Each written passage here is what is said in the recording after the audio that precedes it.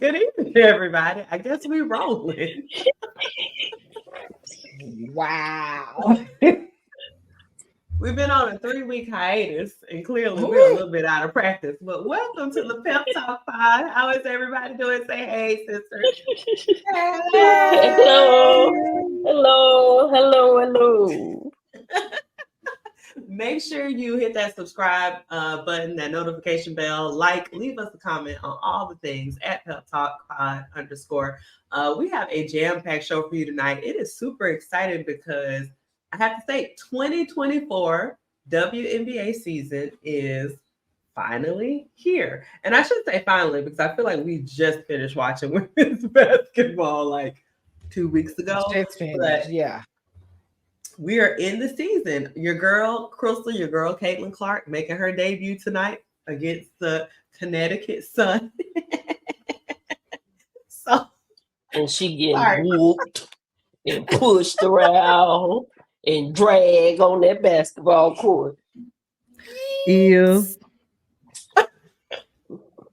For real. Like I hadn't watched it, but I'm gonna go back and rewatch it. I've been arguing all day about the Caitlin Clark effect. Yeah. You know. Well, Caitlin ain't shining. Wait, stop.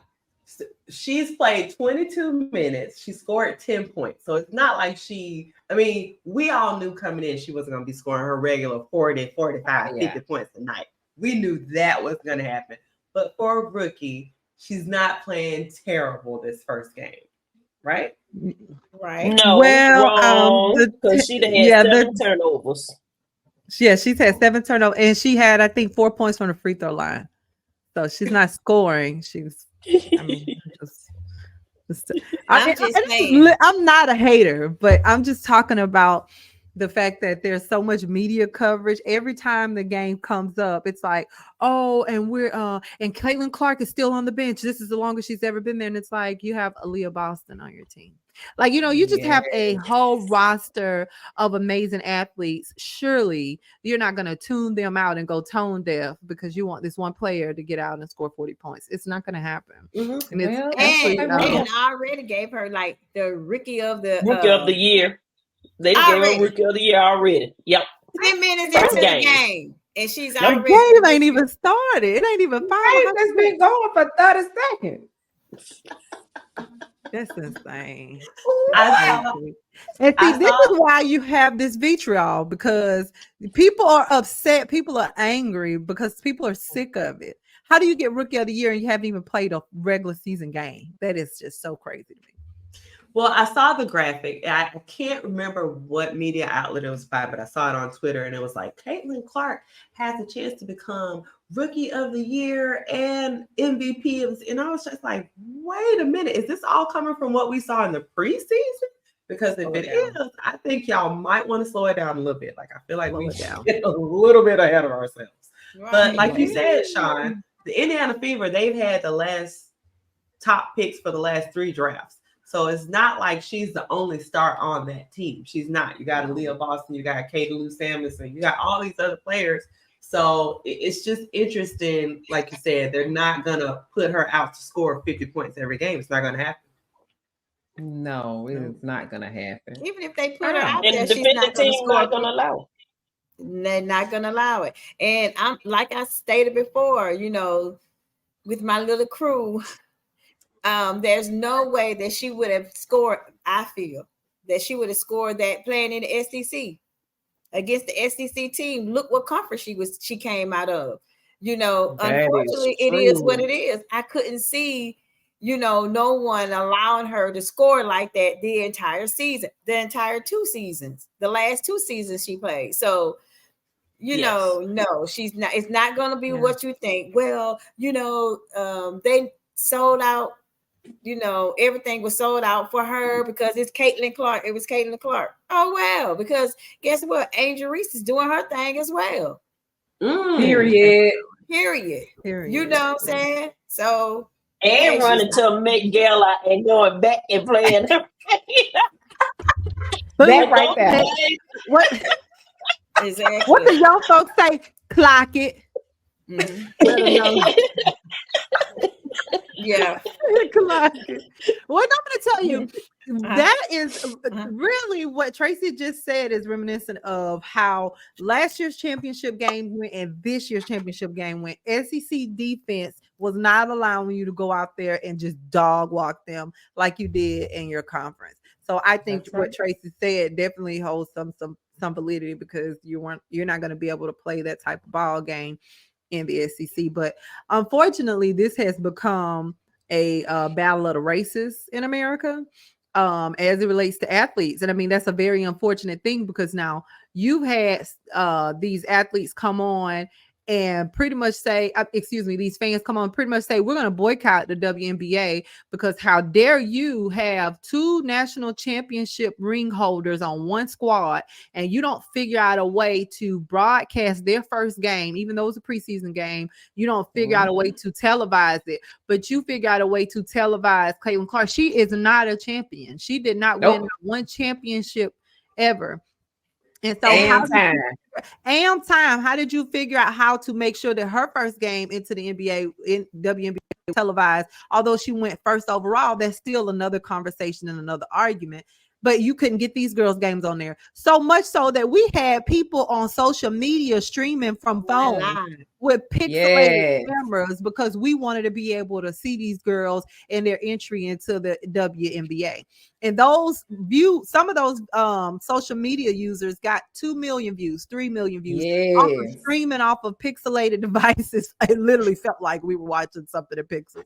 And all while, because you figured out, oh, well, you know what, this game is more important. We don't even need. And then I didn't like the way that they responded that, oh, it was an issue with the broadcasting network in Minnesota because they had a contract with them and hoopla.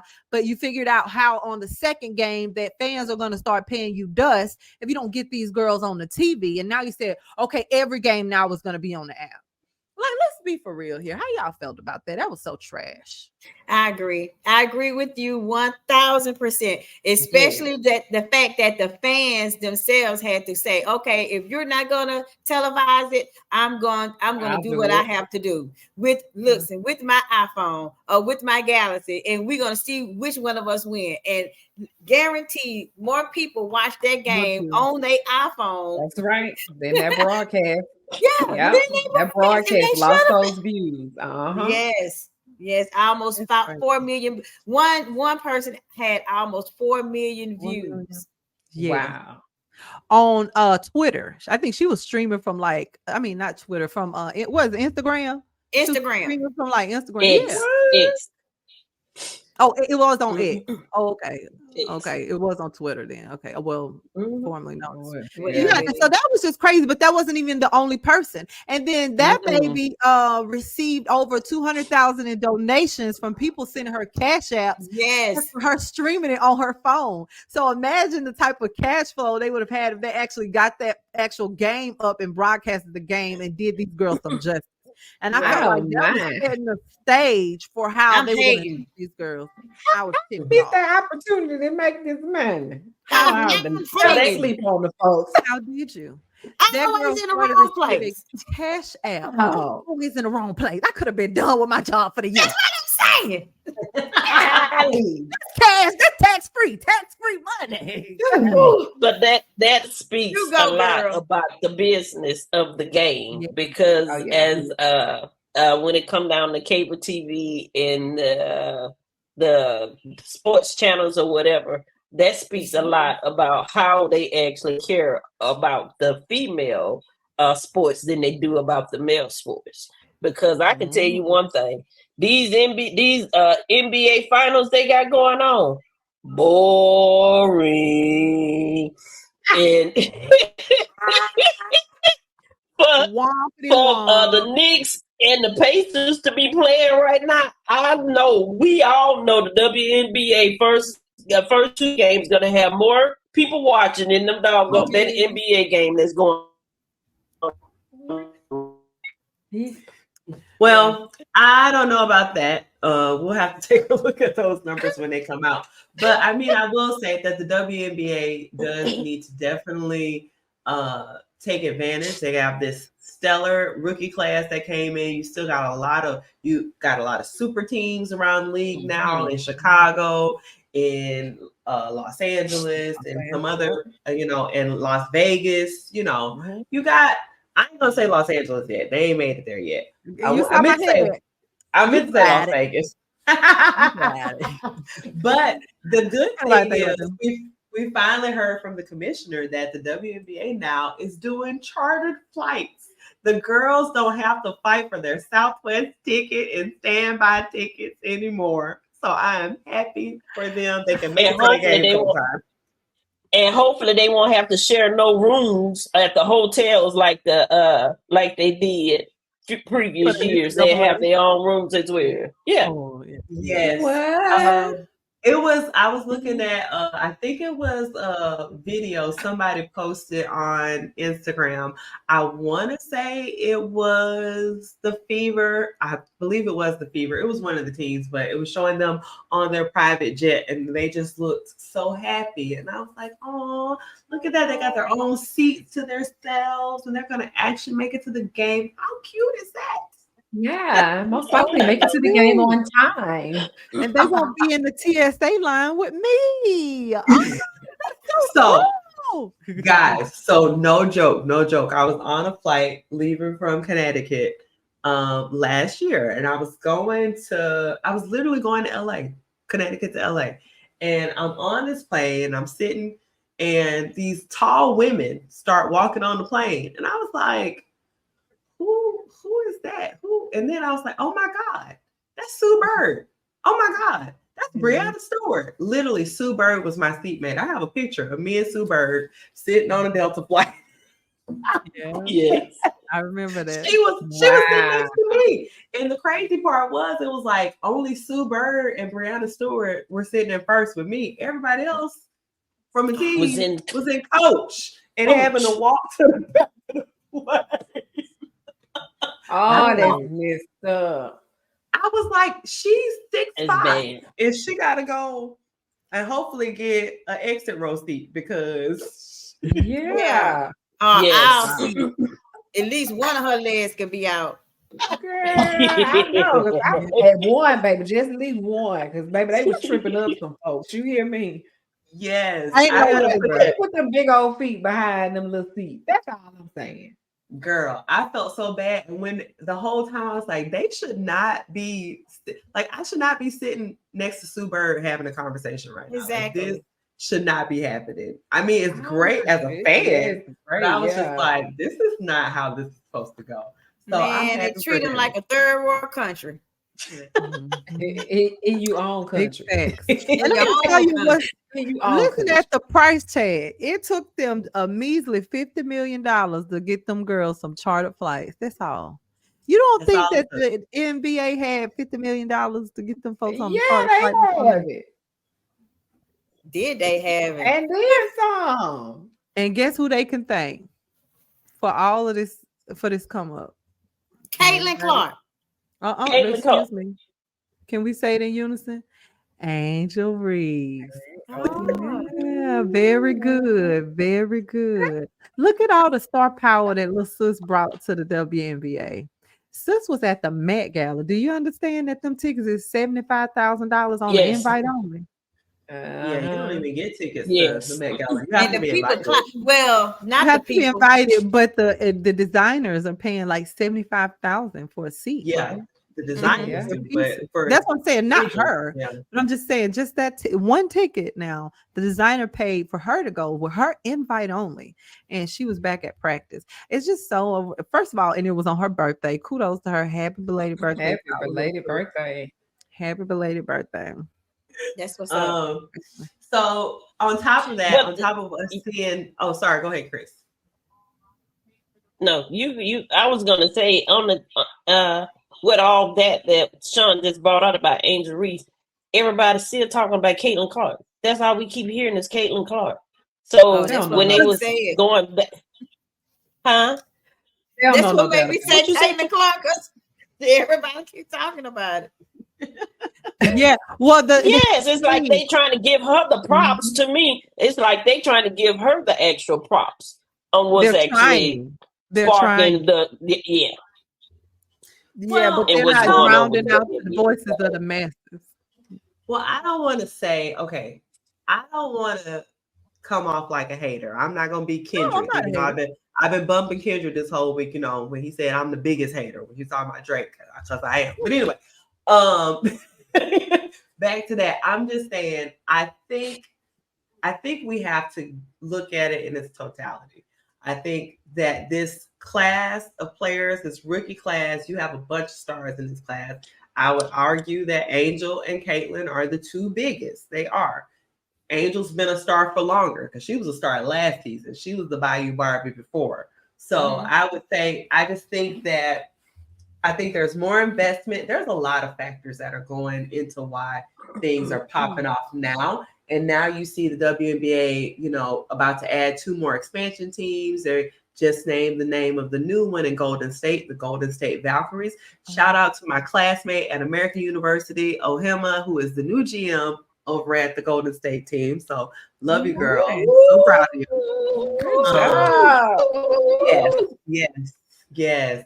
Ohima, she's super. I mean, when I saw that, I was like, so she's the new GM over in Golden State, and then they're going to get this new team. I think in Miami is the second franchise that they're about to add. So I mean, and then on the other thing we saw with all this new interest, we saw people talking about the signature shoes and everything, and finally Nike was like, "Oh my God, we need to do a signature shoe with Asia Wilson." Like, I mean, took them finally. It took them long enough. But yeah. I mean, it's like, am I upset by them trying to put all of the success on Caitlin's back? Yes, because it's not all her. Is she a part of it? Absolutely. Absolutely. Yeah, I'm just glad that everyone else can also eat at the same time. It doesn't have to be all about her, is what I need them to understand. Yes, exactly. And when I say something like star power, I'm talking about, we do, but we have to remember too, the inception of the NIL for women, when we're talking about real NIL contracts, and I hate to say one or the other, but those LSU girls really put NIL deals on the map. Okay, after winning that championship in LSU. And so when we look at the endorsements and the things that those girls earn from that championship and the eyes that they put on women's basketball, not even just LSU last year, South Carolina had a squad. They came up short against Iowa last year, but they had a squad. But just the fandom around these brown girls playing this gritty basketball, right? And winning a championship in the SEC. It just, for me, I feel like they put a lot of eyes on the sport, and then they started the cash cow for what women's basketball looks like now. That is what I mean. I feel like they don't get enough credit for, because they all are labeled as cocky or, all of these other things, because, we can't be too loud in certain spaces, because if we get too loud, then you got to shut up. But it just, to me, says that I watch these girls really get it out the mud. We think about NIL deals. We didn't even consider women's basketball for NILs when we thought about, we were just thinking of basketball and football. And on the men's side, and so when you're talking about these girls getting Mercedes-Benz NILs, and all kinds of contracts, she was making more money than the highest paid WNBA player in college, so much so that she was even questioning her decision to say, should I even do this? Would this be a good business move? Okay, yeah, for my career in the sport, but just for me as a businesswoman, I'm getting my bag over here. You understand what I'm saying? And that's what I meant when I said that. That didn't come from a place of hateration, because obviously Caitlin has a huge fan base and she's a good player. I was just saying it in that context. I just want to clarify. Well, switching gears a little bit, I know, Crystal, you mentioned, more people probably watching tonight's game. I will give a quick little update. The game will be over by the time this goes up, but the Fever are losing in the fourth quarter. They're down by 13. That's a whole other thing. But speaking of basketball, the NBA playoffs, take it away. Oh my goodness. The NBA playoffs is, hey, they playing awful. boring. Okay. It's boring. Now, last night's game, when I was watching last night, Dallas versus OKC, the game didn't really get too good until like the last 5 minutes of the game. And it was like all about the bigs. And I was like, oh my goodness, this what y'all do? Y'all waited to bring your bigs out, you know what I'm saying, to kind of make the game good. Dallas end up losing. So now the series is tied 2-2. Kyrie didn't do a lot. I think he maybe had like 9 or 10 points. And I think Nikola Jokic, am I saying his name right? I think he ended up with he had like maybe 18 points. But wait, the other you one, talking about Jokic is on Denver? Oh, I get you the talking about Doncic, Luka Doncic? Yes, Luka, because I definitely don't like Nikola Jokic. But anywho, Luka, yeah, Luka. I think he had what like Jokic do to you? I know, right? I want to know. He's a big flopper and a big crybaby. Oh, that's how I see him. And he's a dirty player. Now that's just me. The MVP? The MVP. She sound like Shaq up here. Don't get us canceled. Shaq got enough money. His pocket's big. We can't afford accountability. I say he's a flopper. He is a flopper. Why do you think that is so boring? Because I have my opinion why it became so boring. It's just like the game is so soft. It's just, if I touch you a little bit, then the whistle blown. Yes, it's just a whistleblowing game for real. And then it's like when you see a foul that is actually happen, you know what I'm saying? I mean, it's a brush on the shoulder and keep it moving. You didn't push somebody in the back. You didn't push this man in the back, cross the whole court, and ain't no foul call. But as soon as you get touched, I'm like, what? I'm gonna say like Charles Barkley say, the whole game need to don't go take the gaps, and they ain't going to Cancun no more. They gonna send them the gaps because it's just that boring. It is really boring to me. It's got a lot of things to do with what about the classes coming out going into the NBA draft. Like that hardly get any buzz. No one really knows who is top. None of these players. Nothing. Yeah, like you don't even really hear about that versus what we heard about the WNBA, right? And then that's because everything is being played so soft. Real talk. Back in the 90s, the early late 80s, early 90s, all the way up to the early 2000s, man, like Magic. We knew the stars. Yes, we knew everybody on all teams coming out. Yeah, we knew. You knew who was y'all don't think Jokic is a star? I'm not saying but he's just one on one team. Most team. Well, to me, most team in the playoff, you're gonna know more than just for like New York Knicks. Bronson and then Randall, he's out. Them the only two that we knew of from New York Knicks. How many more stars do the New York Knicks actually have? We knew the stars back up in the day when the New York Knicks was big with Oakland, with Smith. We knew them. Oakley, Charles Oakley, yes. But we knew them. We knew the starting five. The starting fives on the teams now, we don't know them. Have no idea I don't even know what half of them came from college from. That's what I was just about to say. I think that the issue with the NBA now is, and I'm not saying this in a prejudiced way at all, but there's a lot of foreign players that are not creating any fandom or star power in that college phase. So and that's why the game is so soft. And putting them in the NBA, and we like, who the heck is that? What happened to such and such from South Carolina, and the big from Connecticut, and the dude over here from Alabama? You know what I'm saying? Because those are the players that we follow in this country, and so we're looking for them to excel and accelerate. But all those players get pushed abroad to play foreign ball, and the people that are coming here have no type of fan base because we have no idea who they are. So I'm looking at the game now, and half of the players I don't even remember. Then I said, "Oh, Al Horford, that's my boy."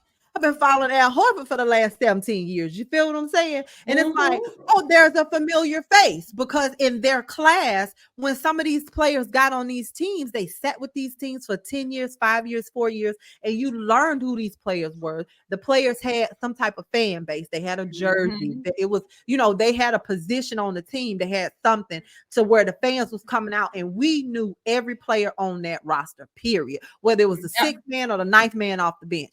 People have no idea who these players are. When Melissa is naming these players, I literally have no idea. I get all these names mixed up, and it's not just because some of the names are different from, you know, hard to pronounce, but I'm like, where did they even come from? Like, I don't even know. And I'm so excited about this class for WNBA draft, but then am I? Because are these players that we supported in what I believe is the most competitive male basketball is college right now in this country? Are we going to see these players translate to the NBA, or are we going to all have to follow them abroad?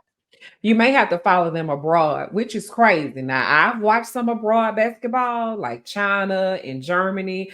You know, I'm able to get it sometime on my TV, so I watch it. But that's why I'm saying the game is for the NBA now is so soft, because you have to be accustomed to the European players that are coming over, you know. Well, I don't even think soft. I just think it's unfamiliar. I think when you have familiarity, people will follow what they know. And so when you have players in the States, when we have no idea who you are, then all of a sudden you get in the league and you the MVP. It's like, oh, okay, I guess he is the best player. But you don't have any type of loyalty or connection with the player, because what do they even come from? And that's not to say we can't recruit foreign players, but I think the NBA needs to take they need to take a stance. They need to sit back and look at what has happened with the fan base overall, because we're starting to go back to tickets being $25 for an NBA game. And the only tickets that are mad expensive in the NBA games is the 100s and the floor seats. That's always been expensive. But the rest of the crowd can get in for $40. And so players now, when you got people that love basketball, they're going to pay to sit on that floor. But you don't have no fan base that really know these people. Let's get back to recruiting some people on your home turf. I think that's going to be a problem for them this year. Yeah. I don't know. It's a big problem, though, because even when we watched the 3-point shootout or the slam dunk contest, you know, back in the day, everybody was like in front of the TV trying to see what kind of magic finna happen. And now you look, you like, oh, like who is that shooting contest? When have the 3-point contest ever been better than the slam dunk contest? Right? Never. The 5th of February. It's never. The slam dunk contest was literally the most highlight event. It was a highlight of the All-Star event. I guess we call this a little detour to tell you about our 200 subscriber giveaway.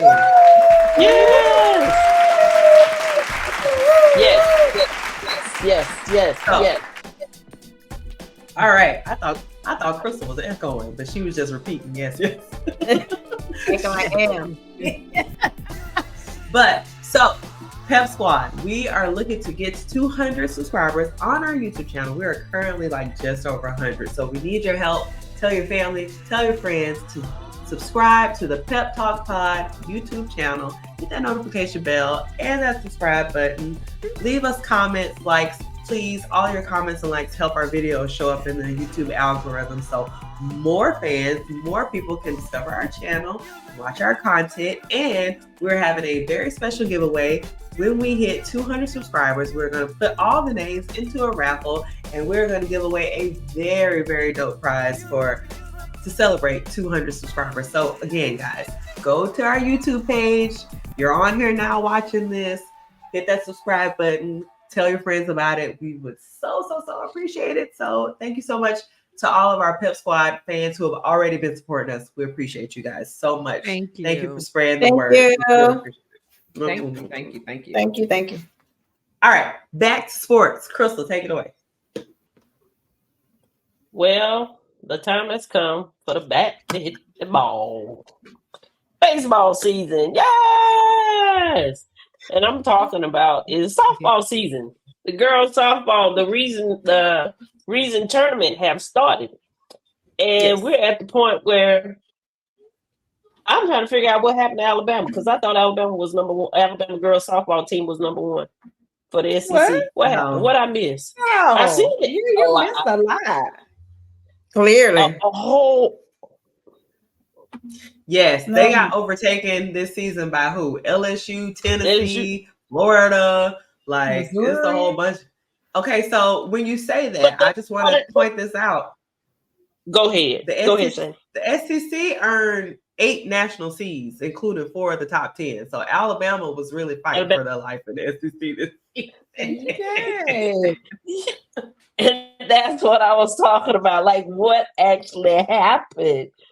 I don't understand. And they had an actually good squad. They really did. But when they came down to their recent games, yeah, they were struggling real bad.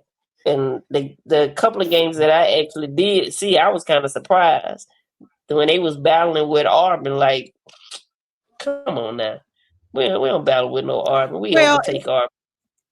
Auburn had a good squad, though. Yes, they did. Yeah, Auburn had a good squad, but Alabama took a hit because I think they got an injury. Because at the top of the season, Alabama was in top 5. They were forced. Alabama and Tennessee, they were. So and Florida. So I agree with Chris. There was some light bulb that went off, and I think an injury kind of plagued them. But Alabama had a strong start. They had a strong start to the season. I'm not just because I'm an Alabama fan, but I actually watched more of the start of the season than I did here in the latter part. And Alabama and Florida were pretty tough contenders. So, well, I mean, like I said, the SEC, all 13 SEC teams are competing in the tournament. So it's the whole conference is tough. It just is. It's a tough conference, but them games been on. Ooh, them been some good games. Them been some real good games. Some real close games. Like going extra innings and finally getting the home run to win the game. Close game. Yes. Type of man. But I wanted to, and I think this was, did y'all see South Alabama got into the tournament this year? That's what I was going to bring up. Yes. Impressive. Yeah, South Alabama is a school of this is new age sports for them. They typically don't really have a lot of sports that really make a name for them. But I think wait.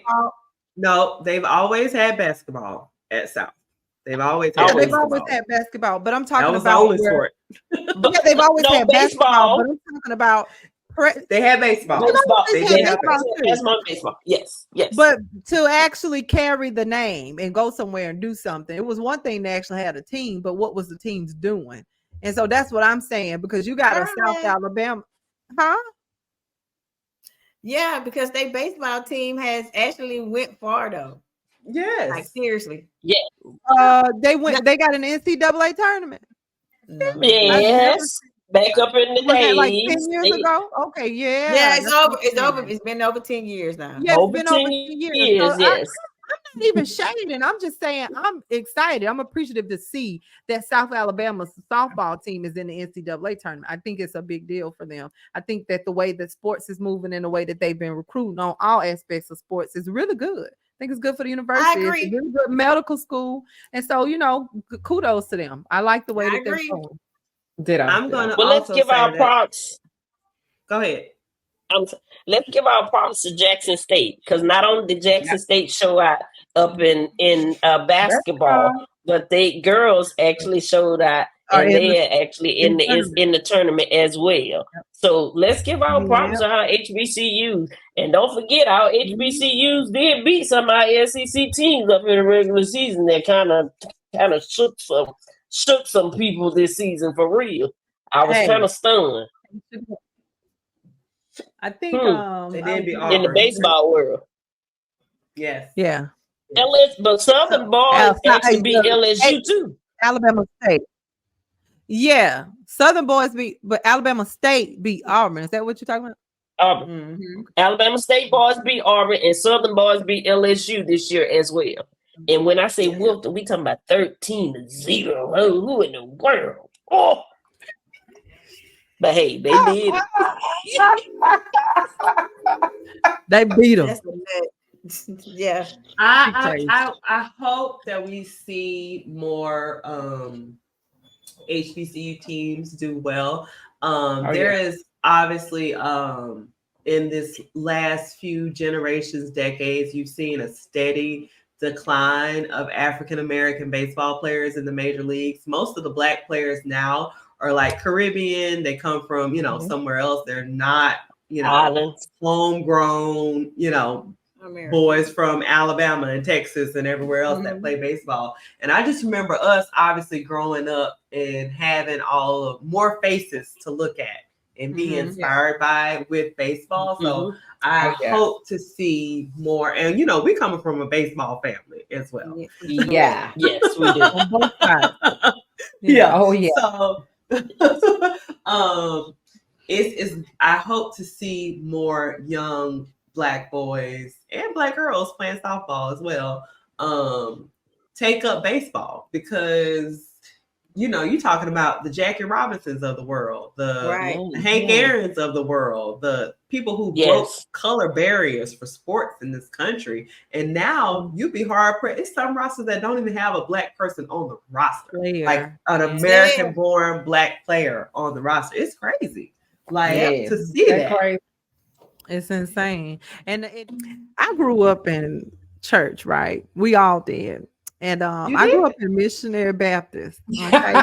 We was at church when the doors wasn't open. We was there to unlock the door. Okay. A lot of people say I was at church every time the door was open. I was there doing the door opening. Okay. The unlocking. So that's how deep I am rooted in this church thing. I get it. Right.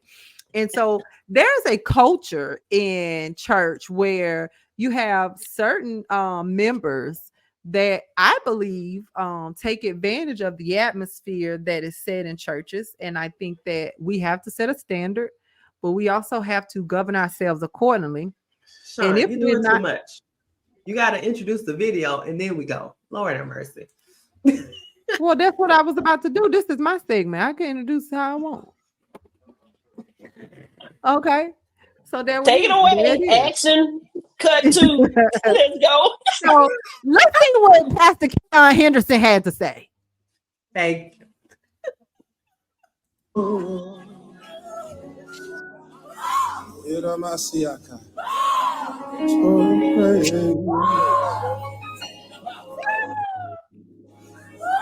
I live my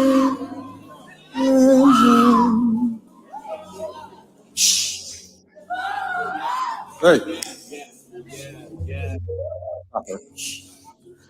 Hush, hush. Silence in the name of Jesus. I lift my hands into the only voice I want heard is his. So praise.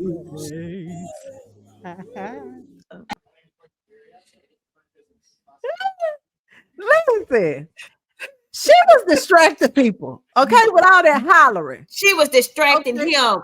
And what's that lady name that I do not like? Kim Burrell. You said it, I didn't. I know what you were about to say, because Kim Burrell is known for her church antics too. She has no filter. I know where you're going. But here's the thing, because I want to share this part before we go in. Pastor Keon has been dealing with this member for more than 4 years. They've gotten her taken out to the educational building. He done prayed over her. They had prayer warriors prayed over her. She's been escorted out. They had her down off of the platform for a while until she got it together. This is not a new thing. This is a recurring Punch thing, okay? And we all know who Punch is. So when you What I say? Nothing. Oh. Keep going. Okay, so what happens is you're gonna have someone in your congregation that typically does something similar. So he's already tried to check this. She's already had a conversation with. He's already addressed it in all of these millions of ways that these fans say he should have done with Koof on the internet, and that didn't work. He already knows that this is not spirit led. This is literally distracting and attention seeking behavior. So everybody's mad at him for something he already knows and understands. If she was really in the spirit, when he said, hey, she would have been so gone, she wouldn't even heard what he had to say. She was like, okay. What do you guys have to say?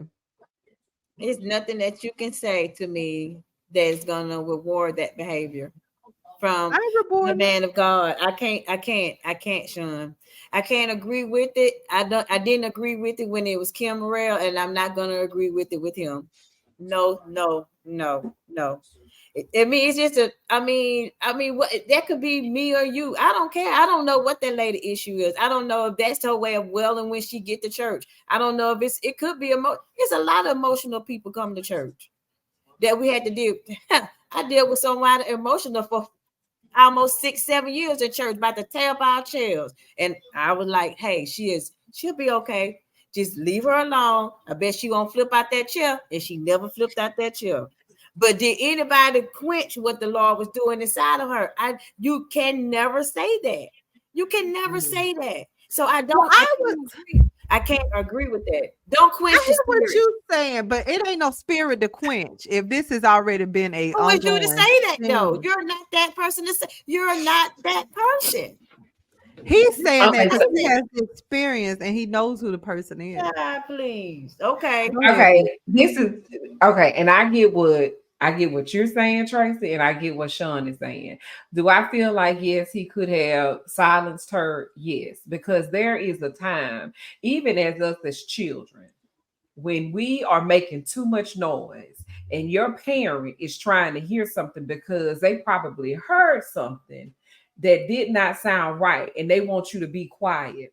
So if he's trying to hear from God per se, that's what he said, because that's the only voice he wanted to hear, even though he was singing. But if he's trying to hear and she's being a distraction to him to get something that may be for another person, I can't get it to you if you're making noise. You can't hear if your children are screaming in the household when something could be going on. Now that's just how I feel.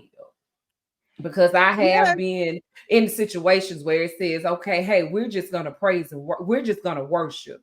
You know, praise to me is audible. That's when you make noise. That's when you make a sound. But when you're in a moment of worship, you know, that's a little bit more intimate. And so you want to be able to hear and understand what it is that may be for somebody else. Hey, we know somebody that go to a particular church, and in a particular church, this particular person, they always screaming. When I say always screaming.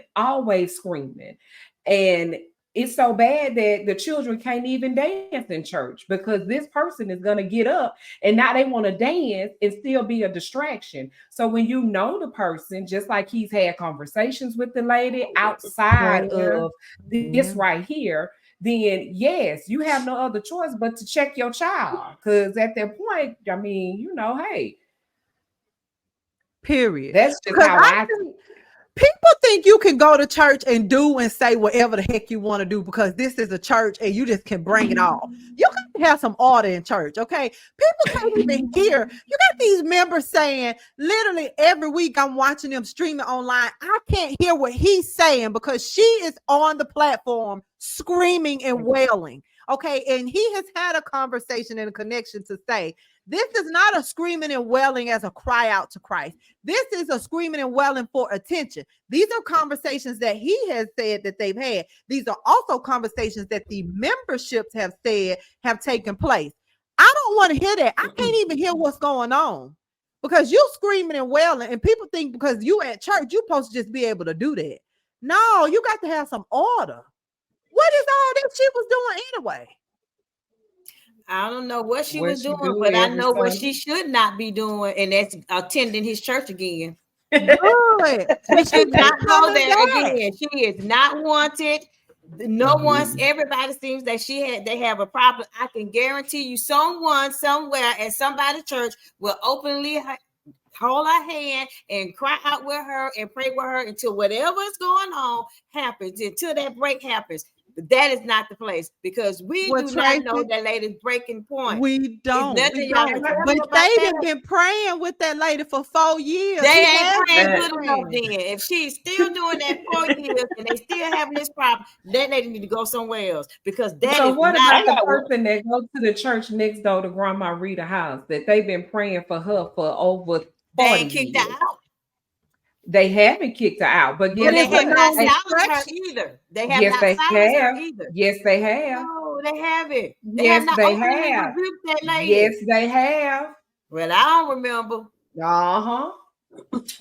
Crystal. Yes, well, my thing.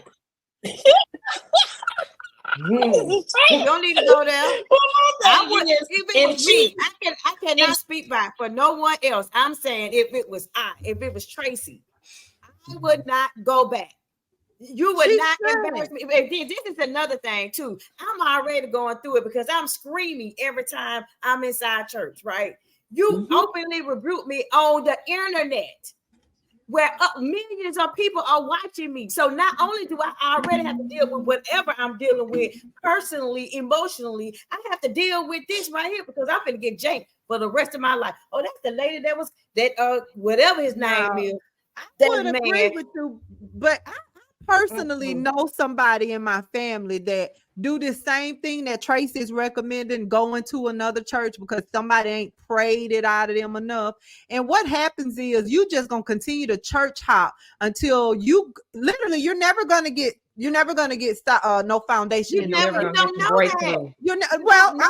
I'm telling you what I've experienced. But I'm telling you, some people do get help. Well, no, what I'm saying, but that's not experiencing. That's not what Crystal, I'm saying. Crystal has a point. Go ahead. Go ahead, Chris.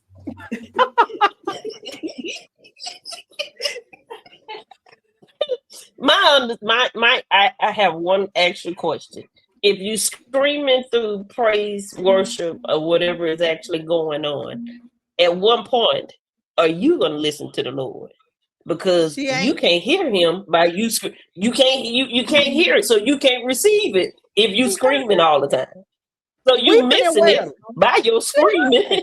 So she screamed the entire church service. Yes, every Sunday. Yes, she did not scream the entire church service. You missed it. Y'all need to go back and look at it. She did not. No, you're talking about that one clip. She screams throughout the entire church service, Tracy. You're giving her credit for this one thing because you saw the clip and he responded to it. She screams that way throughout church service. That's what I think you're missing. Yes, every Sunday. Said, you ain't heard nothing. I ain't even heard nothing because you scream. You can't hear it. And it's just like when we in class, when the teacher actually say you need to be quiet because the rest of the class actually need to hear what I'm teaching. And if I'm always talking, and I know I was a talker, everybody know I was a talker.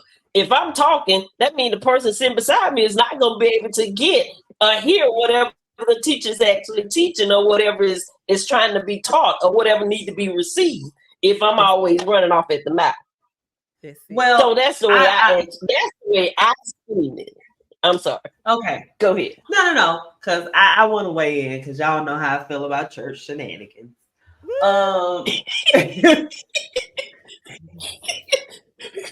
The person who don't go to church. Go ahead. Just on the internet. See how you're rebuking me in public, like Pastor Keon. I don't like that. I'm with Tracy. That's why I go to church in my car. I don't like that. And this is why I don't go. There you go. Right. Proving my point. That's why you don't go. Oh yeah, right. That's why I go in my car. Go ahead. I can scream and holler in my car. Bedside Baptist. No, I scream and holler too. At my house. At my house. No, she was looking at. She was laughing at bedside Baptist. I agree with both sides. I do. I mean, we all know that person that show out every service. Sometimes you see them looking out the corner of their eye, trying to see who around where they can show out. They plan it out, blah blah blah. Now, I do believe, as Tracy said, that this woman is going through some sort of spiritual turmoil. That whatever she's happening in that church is not being worked out. I don't know. I can't speak for what is in her heart. I can't speak for what God is saying to her. I can't, and I don't feel like anybody can. I understand that he is trying to get order in the church, and I know we're supposed to do things decent and in order, but I do think that there is a way to do that. Amen. And I don't know. I mean, they said, okay, yes, he's talked to her, blah, blah. I saw his appearance on Tamara Hall afterward. I didn't think he did himself any favors justice when he was explaining it. No. And that was kind of what actually, that was when I saw him on Tamara, that was kind of when I started to look at him side eye. I was like, I don't know if I like the way he's explaining that. But I just find when you do things like that in public as a pastor, when you behave that way, like a Kim Burrell, it turns people off. And I mean, I hate to tell y'all this, and the numbers are there. People are leaving church in droves. And guess what? They ain't coming back. And I want to say this, even with our pastor, I've seen that happen, but he turned his mic off. He turns his mic off and he whisper whatever he gonna say to them in their ear. And then he gets your attention whenever he grabs and say whatever I'm not saying that he's perfect. He probably did it openly like that, but I have seen it where he has cut his mic off and said something into, like, he had time to think about it. You know what I'm saying? Himself. And you got, like I said, you got thousands of people. You knew that was going to be shared. You knew that most people was going to watch that. And how you going to draw somebody else in who's having an emotional breakdown when you openly rebuking your homegirl on the stage? That's all I'm saying. I'm not saying that my way of thinking is right. Let me put that out there. I'm just saying, if it was me, I understand what y'all saying. Kudos to where y'all going with it. Boop, boop, high five. I'm saying it was me.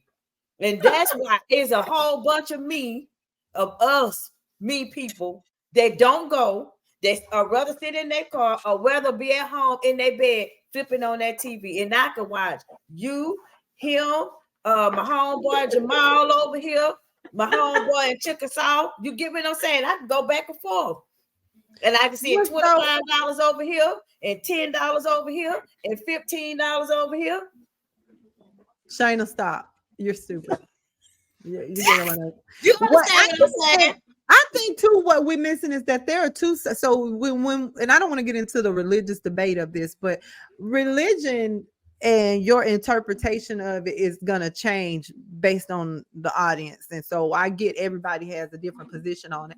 But what Tracy is asking, and I think one of our producers suggested that, you do it in private and comfort. What the other side of religion tells us is that when we see this behavior, we have to call it out and rebuke it where it is. You got to stop it and speak it out where it happens. And so I think that's the other side to religion that makes people uncomfortable, because people want to be able to rebuke the spirit of confusion or chaos where it happens. The other side is saying, well, because it's religion, I think you should coddle people a little bit more and you should do it a little bit more gracefully. And so I think that people's understanding and interpretation to the word and to their higher power is going to vary. And so you're getting all these responses on the internet based off how people believe they should interact. And that's why there are millions of churches out there in the world, because every one of them is something out there for everybody. I want to show y'all a video of a young lady who is not going to be abused, because she said,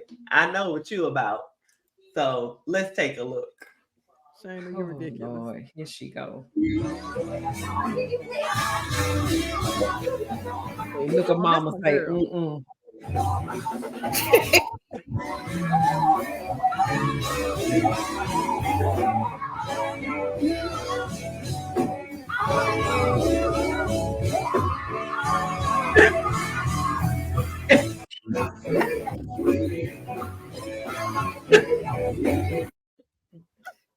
Mama said, Baby, now but- you know. This proof. Oh, well. This proof ain't gonna do this. It ain't gonna hold you like this. You know better. Y'all let her get up there on this proof like this. And I'm ready to sock her, knock her out. Then grandmama hold her fist. She had that Kleenex in her hand, and she said, "Look at your hand. You stupid. You already know this proof ain't gonna hold up. Get on here, but me." She was pointing back at her mama like, you better get your time. You better get her. Because if I got to get her, it's going to go down. When she stepped up on the pew, mother said, Did you see her slide up though? Did you see the way she slid up? Real like, slow. My dear clutched on pearls and started fussing it. Listen, it was written all over her face. And her name Ashley. She's a quartet singer. Yeah, she she be going around. Yeah, she throws down. But she go in. She goes in. I think she done broke a couple pieces of furniture before. But grandma was gonna go in with her. Grandma was ready to go in with her. She cuts up. She carries on, but she can sing now. She got power. Oh yeah. But she cuts up. Yeah. All I know is I bet she couldn't step up on them pews at First Methodist. It would have slid right through the middle. Baby,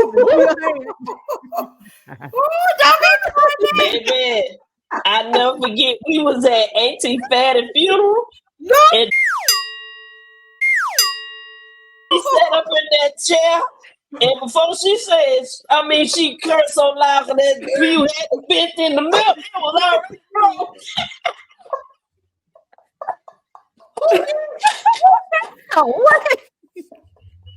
I said no, don't tell it. And she told it. She couldn't hold it in. Where is Pastor Keon when you need him? Hush.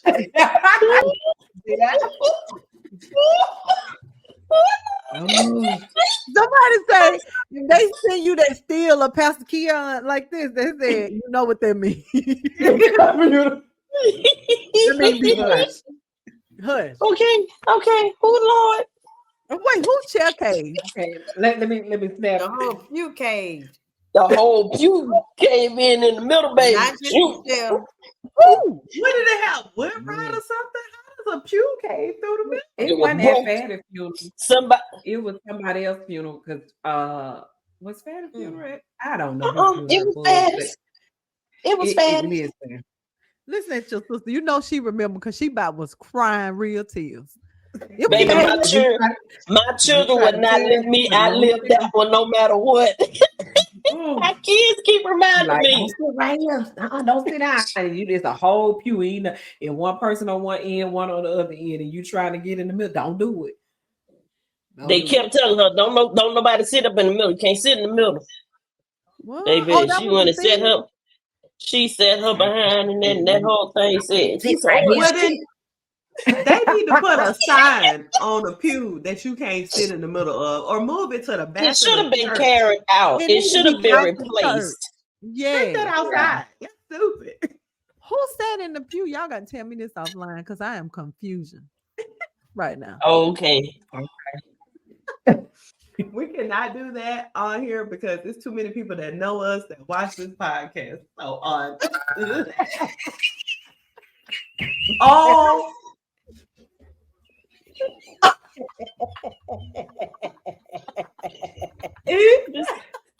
This don't make no damn sense.